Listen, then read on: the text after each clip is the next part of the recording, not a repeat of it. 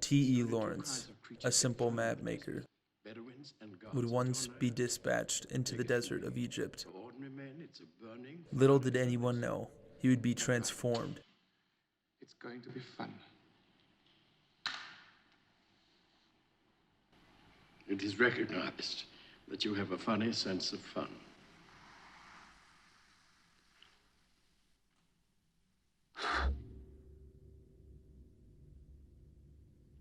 And as the desert awakens, it opens its arms across its land to welcome in T.E. Lawrence, to begin his transformation into a modern-day god.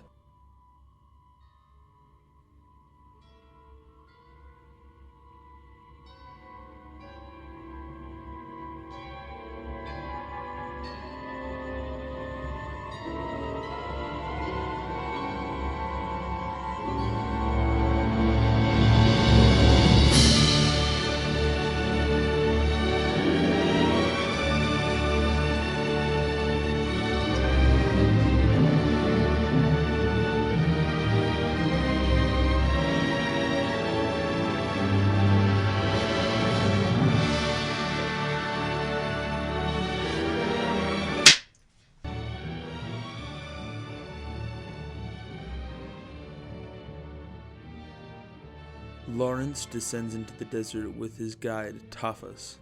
He treks across the desert in search of Prince Faisal.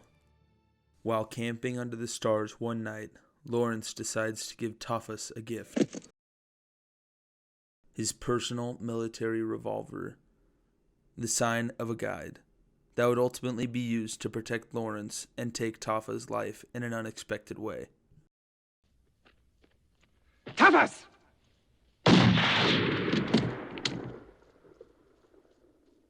Lawrence has effectively killed his guide with the gift of the revolver, and it is in this scene that we meet our next major character, Sheriff Ali.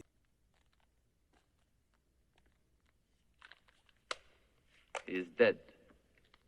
Yes. Why? This is my well. He was my friend. That? Yes. Sheriff Right. Ali picks the revolver up from the ground, and in that same moment, he takes on the moniker of the guide, offering Lawrence his own guidance to find Prince Faisal, but in the end, Lawrence refuses and sets off on the desert on his own with these words: Sheriff Ali, so long as the Arabs fight tribe against tribe, so long will they be a little people, a silly people, greedy, barbarous, and cruel, as you are. And it's not until Lawrence gets to the camp of Prince Faisal that he realizes that the Arab people are in fact vulnerable, scared, and weak against the Turkish army. They have little resources and do not understand the technology of the modern-day war. After all this time, we finally lay eyes upon the legendary Prince Faisal, defeated and broken. He sheathes his sword, bows his head, and offers up a prayer. When he opens his eyes, he looks up to see Lawrence and asks him, Who are you? Lawrence. This moment is so significant because before Lawrence said, What is your name? My name is for my friends. this establishes an immediate line of trust between him and Faisal, leading to a meeting held between just the two of them after everyone else leaves.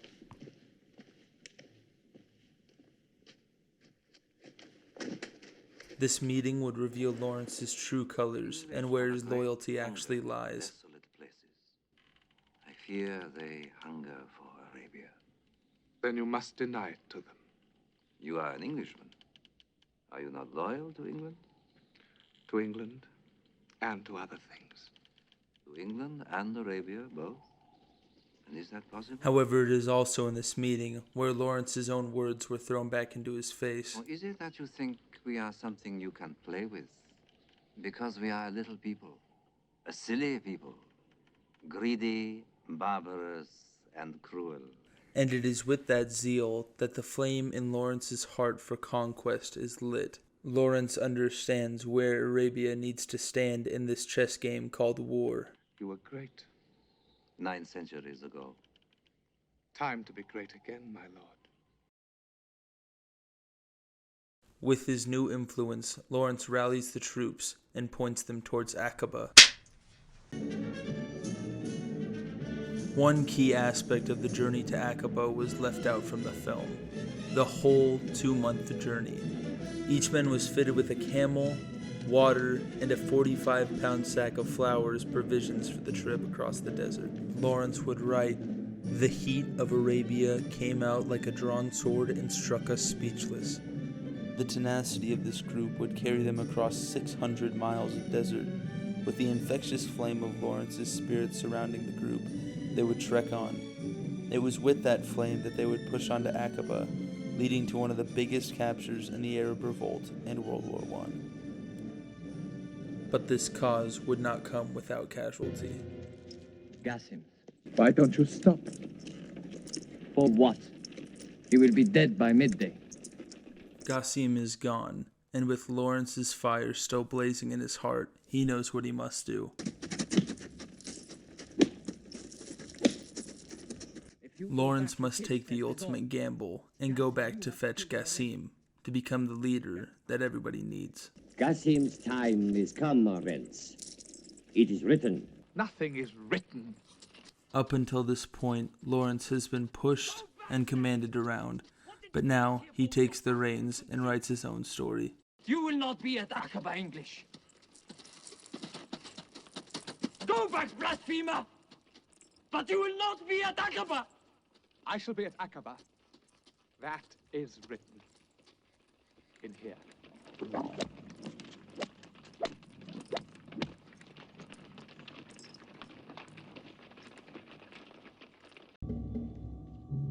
In Lawrence of Arabia, a film's anthropology by Stephen C. Catton, he describes the scene where Qasim is walking across the desert. Catton wrote, quote, "Lean applied the lessons he had learned from an earlier cinema, that of Rex Ingram, but the question remains of whether he captured something novel about the experience of visual perception on the widescreen. In other words, are we still operating as though vision were bounded by a frame?" To answer Catton's question, yes, especially in a fictitious world as this version of the hero, Lawrence of Arabia, lives and dies in the frame.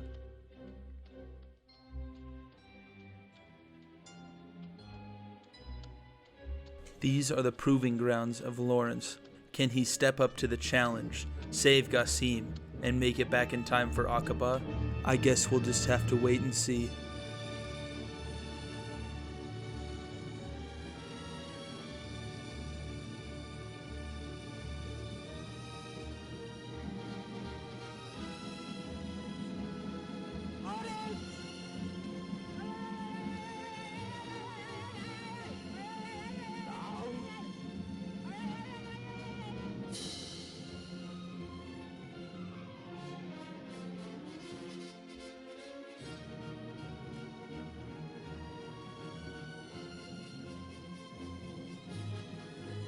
Lawrence has defied all odds, overcome the desert, and become the man and leader that the revolt desperately needs.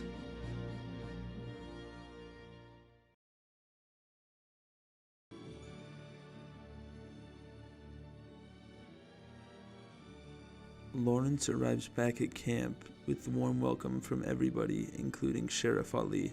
In an exchange of trust, he gives Lawrence the bladder of water. And Lawrence has this to say.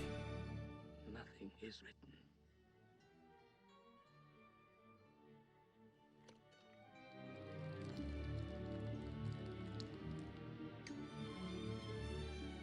Later that night, Lawrence would talk to Sheriff Ali. This is one of the most significant scenes in the whole film, because it shows the metaphorical and literal burning of Lawrence's identity.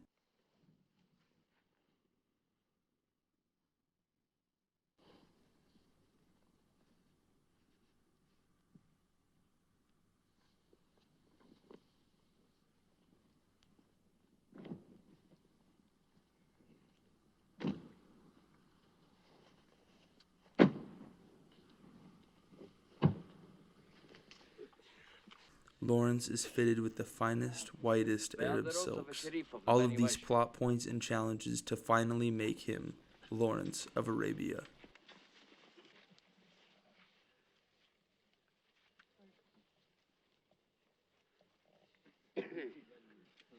Very fine. Great honor. The honor is to us. Salam, Sharif. Is it permitted? Surely.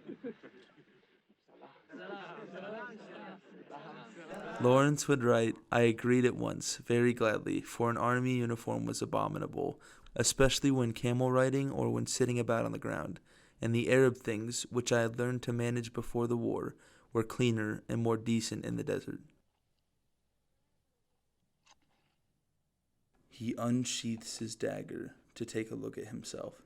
The new robes suit him nicely, encasing himself in the culture and the style of the Arabs. But it is when he loses himself and flaunts around, running about like a silly Englishman, is where he's caught by none other than Auda Abu Tayi, the owner of the well that the men are currently drinking at. What are you doing, Englishman? But luckily for Lawrence, Auda does not want his head and invites him to his camp to dine with him. It is my pleasure that you dine with me in Wadi Rum. This thing you work against Aqaba, what profit do you hope from it? It's in this scene that we see Lawrence's true negotiation and influence on others. Lawrence takes his first strike at Auda. You permit the Turks to stay in Aqaba? Yes, it is my pleasure. Lawrence recoils, ponders, and then renegotiates the offer. We do not work this thing for Faisal. Auda, understanding where Lawrence is going with this. For the English, then? For the Arabs. The Arabs. The Hawitat Ajili. Lawrence's plan is revealed and shows that the Arabs need to combine to take down the Turkish fleets. What tribe is that? They're a tribe of slaves. They serve the Turks. Well, they are nothing to me. Lawrence stands firm, ready to deliver the final strike. Work only for profit. Who work at Auda's pleasure. And Auda's pleasure is to serve the Turks. Serve? I serve? It is the servant who takes money. Auda, the leader of the Hawitat, has been taken down by an Englishman with a silver tongue. I am Auda Abu Tayi. Does Auda serve? Does Auda Abu Tayi serve? But Lawrence is not finished yet. Now, I will tell you what they pay me, and you will tell me if this is a servant's wages. They pay me, month by month, 100 golden guineas. 150, Auda. Who told thee that? I have long ears. And a long tongue between them. Lawrence can finally propose his master plan. Trifle, which they take from a great box they have. In Aqaba. After lowering Auda's defenses, Lawrence and Ali can finally sway Auda onto their side. You trouble me like women. Friends, we have been foolish. Auda will not come to Aqaba. No. For money? No. For Faisal? No. Nor to drive away the Turks. He will come because it is his pleasure. Thy mother mated with a scorpion. But as it was written, this cause would not come without casualty. If you are right about the guns. To keep peace between the tribes, Lawrence takes it upon himself to execute the perpetrator, taking back his personal revolver from Ali and becoming the guide or the leader of his own tribe. And no one is offended.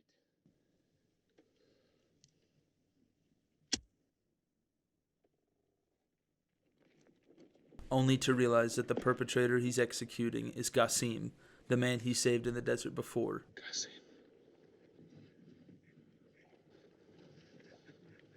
Did you do it? The peacemaker has become the executioner, and Lawrence must do what he needs to do.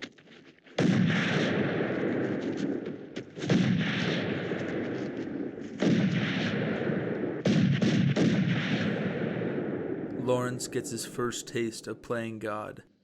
You gave life and you took it. The writing is still yours. This is not what Lawrence had intended when he became a leader. He cast the symbolic revolver away, horrified in what he's done. In the real events of Lawrence's life, he had to kill another Arab, Hamed. And in the book Hero, The Life and Legend of Lawrence of Arabia, author Michael Korda describes the event. Hamed's death marks the point at which Lawrence gave up the moral comfort of being a liaison officer, observing events from a distance, and transform himself into a man of action, leader of men, sometimes to their death, killing Turks when he had to kill them, exposing himself to danger with the lack of fear, or even of caution. That astonished both the Bedouin and the British, and accepting unthinkable pain without complaint. Auda, Ali, and Lawrence storm into Aqaba. Lawrence has shed all guilt, all fear, and all anxieties of his character and his leadership skills. Lawrence has made and taken lives. He was the mediator, and now he must become the master. As Lawrence and the rebels storm through the streets of Aqaba, they have finally reached their conquest. The conquered have become the conquerors. Lawrence has become that man of action and celebrates his victory on the beach.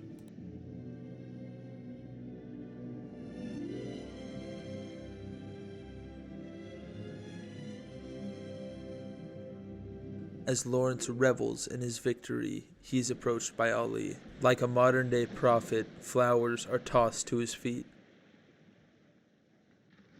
The miracle is accomplished.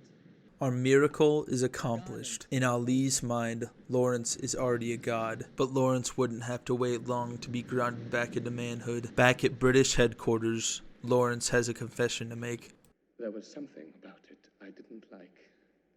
Oh, naturally. No, something else. I see. Oh, that's all right. Let it be a warning. No, something else. What then? I enjoyed it.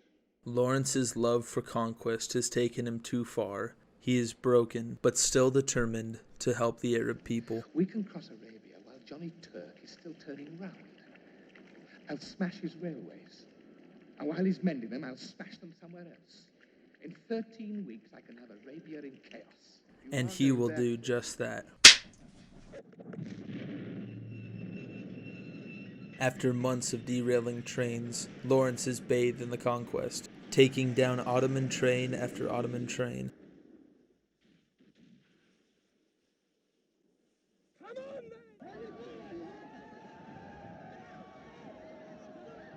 And it is through that experience that Lawrence has come to lead the army and become a god among men.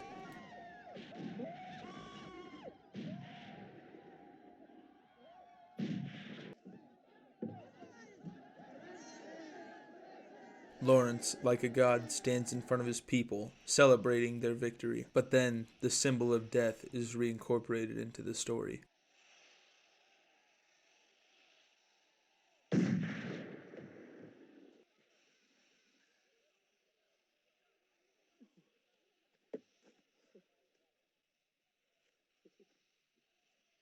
But Lawrence is no longer afraid of death. He stands unwavering in front of the Turkish soldier. Like an immortal deity, he stands, bullet after bullet flying past him. He is the peacemaker. He is the executioner. He is a god. Lawrence believes he is a prophet, a seer. He will take the Arab revolt and carry it on his shoulders if he has to. To do that can be done, but you? No, they must move mountains for you. They must walk on water. That's right. Lawrence has went in over his head, but hasn't realized it yet. My friends, who will walk on water with me? A white messiah for the Arab people. Lawrence, can you pass for an Arab in an Arab town? Yes, if one of you would lend me some dirty clothes. But it is when he is doing God's work, walking on water, that he is caught mid-miracle and thrown into the pit of hell. His identity, like the campfire before, is stripped metaphorically and physically, and he is reminded of the man that he once was. Where did you get that? Lawrence is no longer a god. He is torn down piece by piece, lashing by lashing. This is his crucifixion. He is broken down to his fundamental self.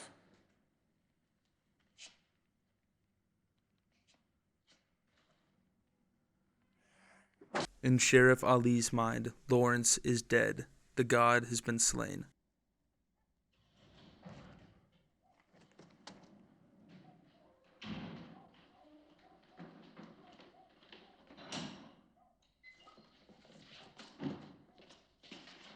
The god is thrown into the mud for the animals to eat. He is no leader, he is no conqueror, and he definitely is no god.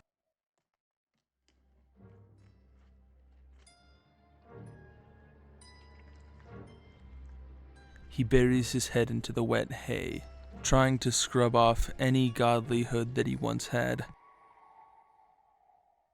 When his strength is returned, he decides that he's going to step down from the pantheon. I've come to the end of myself, I suppose. And the end of the Arab revolt? I'm not the Arab revolt. Lawrence cannot be the Arab revolt anymore. A man can be whatever he wants. You said. I'm sorry. And for the time being, Lawrence will just be any man. Any man is what I am. And I'm going back to Allenby to ask him for a job that any man can do. At its core, Lawrence of Arabia is about believing in yourself, which is pretty funny if you think about the subject matter. When Lawrence believes in himself, he can move mountains and he can walk on water. But who is he now? He cannot just be any man. He is Lawrence of Arabia. But that is what I want to talk about. It is in this final act that Lawrence becomes his worst nightmare, a killer. Fueled by the bloodshed of battle, Lawrence is ready to take revenge on the Turkish. No prisoners! No prisoners!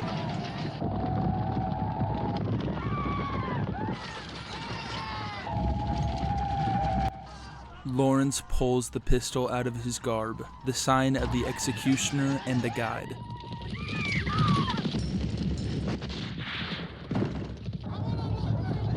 He laughs as he's lost in some sort of sublime, leading Tophus to his death and killing Qasim.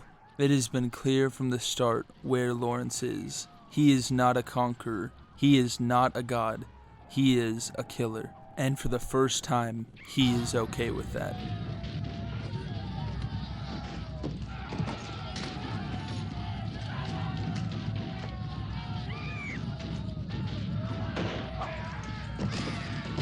Each shot taken from the revolver, taking away a layer of humanity.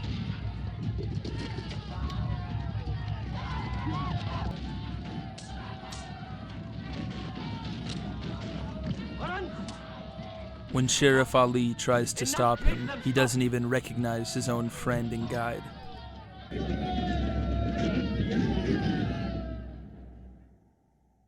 Lawrence has lost himself in the sublime of war. The sand has swallowed him up, and the war has taken his life. Lawrence looks into the dagger, much like before, but where the first time marked birth and new life, this time marks death. The soldier, the leader, the conqueror, the god, and the killer are all dead. This is the end of Lawrence of Arabia.